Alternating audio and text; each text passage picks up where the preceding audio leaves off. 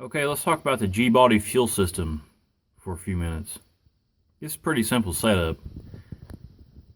This is a hole that I cut thinking that I was going to be able to access the fuel pump a little easier. Well, my hole's not big enough.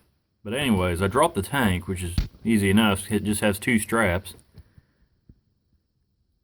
Took the factory sending unit out of it and replaced it with a sending unit from an 87, I think, Buick Grand National. Grand Nationals and a 4.3 V6s in I don't know, like a Monte Carlo or Buick, anything with fuel injection uses the same sending unit, but it's set up for an electric fuel pump. So I found a used fuel pump out of another car. It was good, and put it in the Grand National sending unit, and this thing dropped right in the tank, no problems.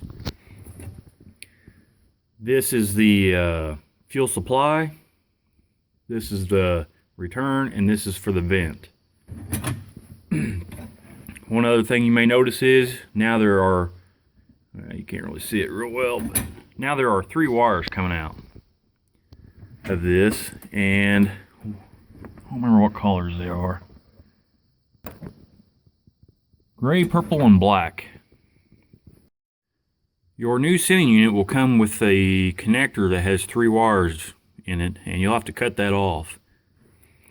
And then you will take the purple wire off this new sending unit, and that hooks to your factory fuel level wire running to the front of the car. It'll be the only wire you have if you don't already have fuel injection. The gray and black wire are the power and ground for the fuel pump. The gray is the power, black is the ground, and I'll show you how I rigged that up.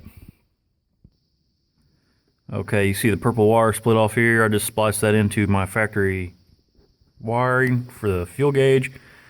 I put a GM weather pack connector on the power and ground, and I fed that back through the trunk. Now here's where it gets a little weird. It comes back out through the trunk. I've got it just ran up here. Kind of forgot I left this in such a mess. Let's see.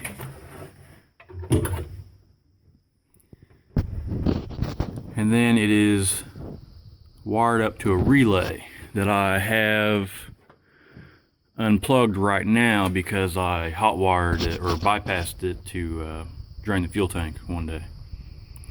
So let's talk about the rest of the fuel system, and then we'll get back to the wiring. I'll show you how to wire it. Okay, your factory fuel lines from the 80s are not made, I don't believe that they are made for a high pressure system. So you have to replace your fuel line, the rubber line coming from the pump to, I think it goes over the axle. That is all be replaced with a high pressure fuel line that should be rated for E85. So if my car didn't have fuel injection to begin with, what did I do for fuel lines up front? Well, you'll have a steel line that runs up the passenger side of the car, and it's a 3/8 line. It goes to the factory mechanical fuel pump up front here. Well, since we no longer have that, I took a rubber line and connected it. Oh, you'll never see it. But I connected it where the rubber fuel line comes out here. I think I had to cut it back that far because the fuel line was messed up, or I wanted this rubber line to run up the firewall. I think that's what I did. Now, do as I say, not what I do. What I actually used was a 3/8 line I already had that was for transmission lines, and it was just because it was the right pressure.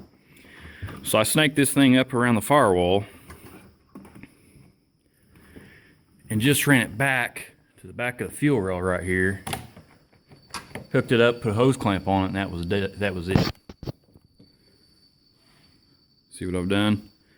Okay, that is really dumb. That is just asking for a fire, because if that hose clamp would ever come loose in any way, and this thing would blow off, because you know, almost 60 pounds of pressure behind it. That could pop off, just start spraying fuel all over the exhaust system. It'd be a bad deal. Okay, so what do you do for a return line? Well, this car doesn't come equipped from the factory with a return line because you didn't need it. It had a carburetor, right? So, all of these cars had a charcoal canister that the gas tank vented to up front. And for that, they ran what I believe is a 5/16 line all the way up to the front of the car. Now this right here is the end of it. This actually had a rubber hose coming off of it. It hooked up to the charcoal canister that set right here. So, I did the same thing on this. I actually, for whatever reason, didn't take this out. I left that line there because I'm lazy, I guess. The factory line I cut back just behind the firewall. If I can see it. Let's try and get a light. Okay, now you can see it. I cut that line, did the same thing, put a rubber hose on it, rated for the right pressure, not really rated for fuel. Ran it up front.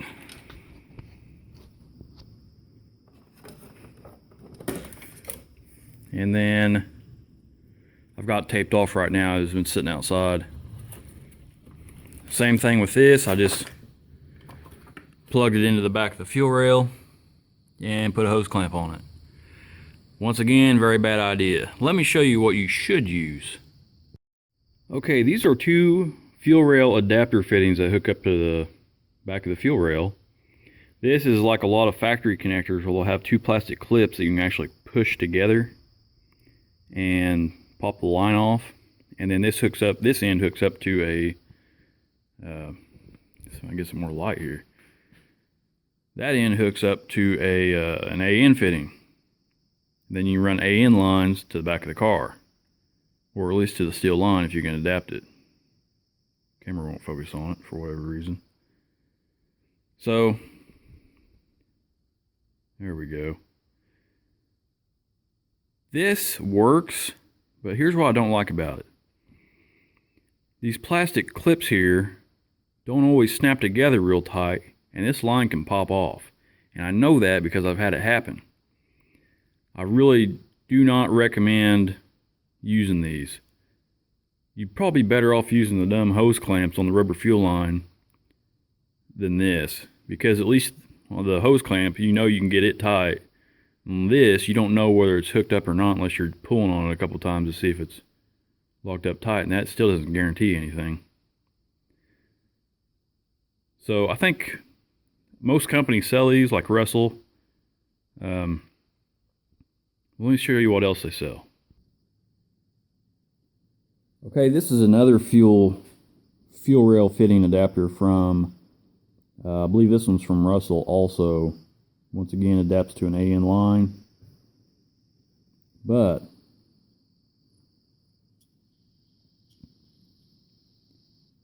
this goes over your fuel rail and then screws into the back of your line, and since you tighten that up with a wrench, it guarantees that it can never pop off.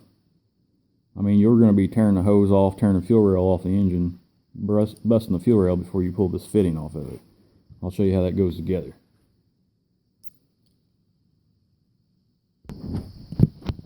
Alright, I believe this is only big enough for a return, so put this on the return side. It has a rubber O-ring in it, so it's best to probably put maybe dielectric grease or something on that O-ring to slip it onto the fuel rail. I'm not going to push it on. I don't want to break it, mess the O-ring up. And then this piece slides over the fuel rail.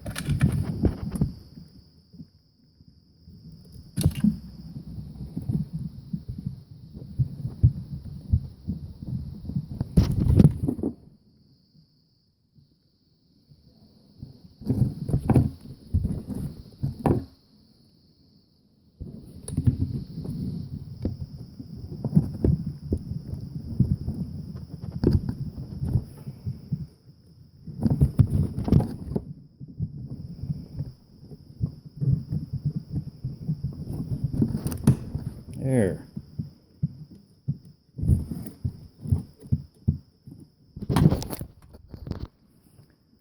Apparently you do have to push it all the way back on the fuel rail to get the start, but you screw this on.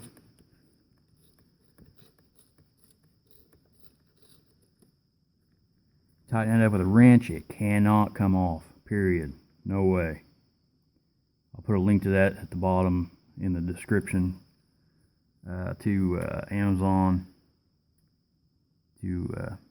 or Summit to pick these up.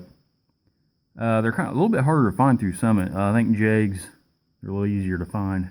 I'll put a part number down at the bottom. Now for the hose to hook up to this, show you what I use. Okay, this is a hose from Aeroquip, and it's called their Aeroquip socketless hose.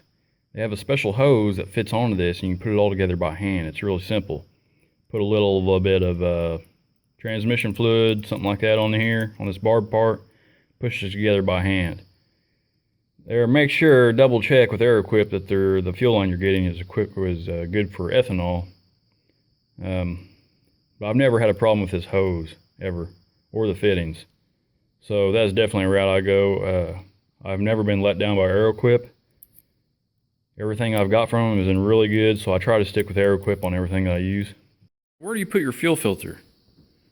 Well, obviously you can put it in line in the car somewhere, or you can put it up here in line or going to your fuel rail. Make sure it's on the supply side, obviously. If you're like me and you had a whole truck to work with, then you'll probably just take the fuel filter lines on each side of the fuel filter, or the fuel lines on each side of the fuel filter, cut them off at least, I don't know, 6 inches on both sides or less. Just don't have to be that long. And then you have the factory Silverado fittings that run to a factory Silverado fuel filter. That would be the quickest, the easiest solution.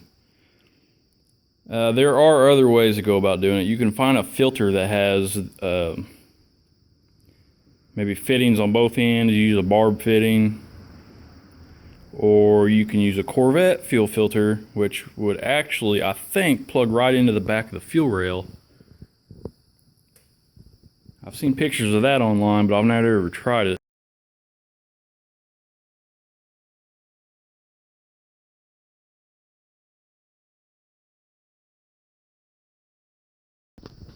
And then you have your fuel.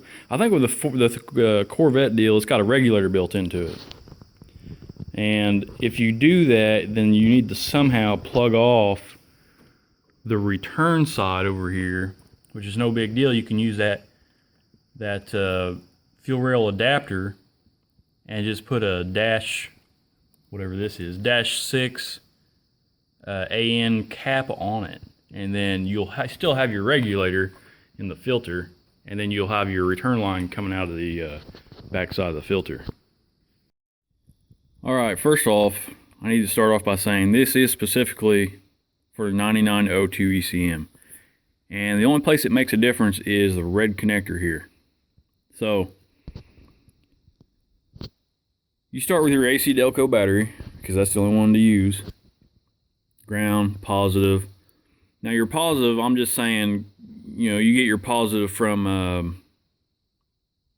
a junction block. 9 times out of 10, you're not going directly from the battery, but you can. There's nobody stopping you. Put a fuse in it. 30 amp fuse would be fine. I've never had one blow a fuse on a fuel pump relay. So I don't know that it needs a maxi fuse, the great big ones, but it's a regular 30 amp fuse is what I use. It should be a red wire going to your relay. You'll go into pin 30 of your relay, and that power just comes back out of the other side out of pin 87 and goes to your fuel pump. 85 is a ground. 86 is the relay control from the ECM. And so we get that from pin 9 in the red connector. It is a green and white wire. What I have seen on the GM stuff is it's a green and white wire coming out of the ECM. Once it gets past the relay, it turns into a gray wire. Gray wire runs all the way to the pump. Later on in the next video, I hope, I'll be showing all the wiring, and we'll be getting more into this. But to start with, you need to have your relay hooked up. I put mine in the back of the car because the battery's in the back.